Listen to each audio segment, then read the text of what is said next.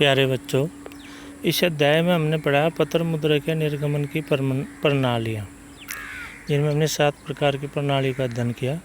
उन प्रणालियों के अध्ययन के बाद जो निष्कर्ष रूप में अभी भारत में पत्र मुद्रा निर्गमन का क्या इतिहास है, वो आज के टॉपिक में हम पढ़ेंगे। भारत में नोट छपने का अधिकार सबसे पहले 1839 में अंग्रेज सरकार द्वारा बम्बई, कलकत्ता, मद्रास प्रेसिडेंसी बैंकों को दिया गया। इन बैंकों से जो नोट निकलते थे वो जनता को पसंद नहीं आए, अतः 1861 में बैंकों का नोट निर्गमन का अधिकार छीन लिया गया और सन 1861 से 1934 तक कागजी नोट छपने का अधिकार सरकार ने अपने पास रखा। नंबर 1, निश्चित विश्वास आश्रित प्रणाली। 1861 में नोट निर्गमन का अधिकार सरकार ने अपने हाथ में ले लिया और यह व्यवस्था की गई कि 4 करोड़ रुपए की पत्र मुद्रा तो सरकार प्रतिभूतियों को कोष में रखकर जारी की जा सकती है। इससे अधिक नोटों का निर्गमन के लिए 100% सोना और चांदी को कोष में रखना आवश्यक होगा। लेकिन प्रथम विश्व युद्ध की अवधि में मुद्रा की मांग बढ़ जाने पर सन 1920 में विश्वास आधारित सीमा को बढ़ाकर 120 करोड़ कर दिया गया। आज की तारीख में यह सीमा बहुत ज़्यादा बढ़ चुकी होगी, क्योंकि यह मुद्रा के मूल्य पर के अनुसार बढ़ती रहती है। दूसरा, अनुपातिक कोष प्रणाली। बेबी गठन स्मिथ समिति की सिफारिशों के आधार पर 1920 में भारत सरकार ने अनुपातिक कोष प्रणाली को अपनाया। सरकार ने कुल निर्गमित मुद्रा का 50% कोष स्वर्ण तथा रजत में रखा तथा शेष मुद्रा के पीछे सरकारी प्रतिभूतियाँ, कोषागार, विपत्र या स्टेलिंग प्रतिभूतियाँ की रखने की व्यवस्था की गई। मार्च 1935 तक यही मुद्रा प्रणाली चलती रही। फिर उसके बाद तीसरी मुद्रा प्रणाली आई, आंशिक अनुपातिक कोष प्रणाली। 1 अप्रैल 1935 से देश के केंद्रीय बैंक के रूप में रिजर्व बैंक ऑफ इंडिया की स्थापना हुई।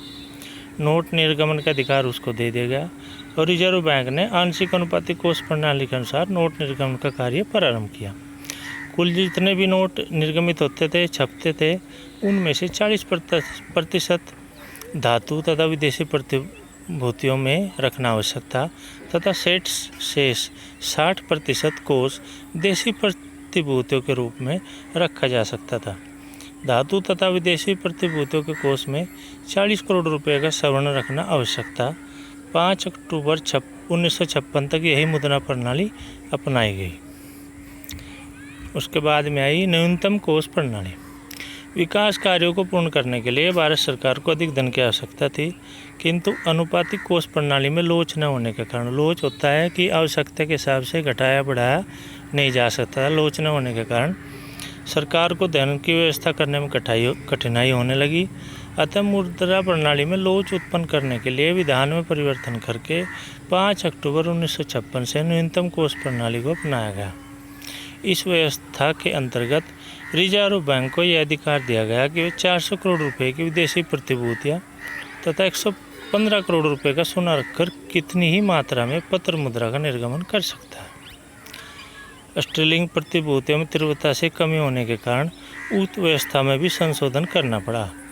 31 अक्टूबर 1957 को रिजर्व बैंक का न्यूनतम कोष घटकर 200 करोड़ रुपए कर दिया गया, जिसमें 115 करोड़ रुपए के मूल्य का स्वर्ण, 85 करोड़ रुपए की विदेशी प्रतिभूतियाँ रखने की व्यवस्था की गई। आजकल इस व्यवस्था के अंतर्गत ही रिजर्व बैंक नोटों का निर्गमन करता है तथा जनवरी 1978 में एक अध्यादेश जारी करके भारत सरकार ने 1000, 5000, 10,000 के नोटों का प्रचलन समाप्त कर दिया। 1 रुपये का नोट भारत सरकार द्वारा निर्गमित किया जाता है।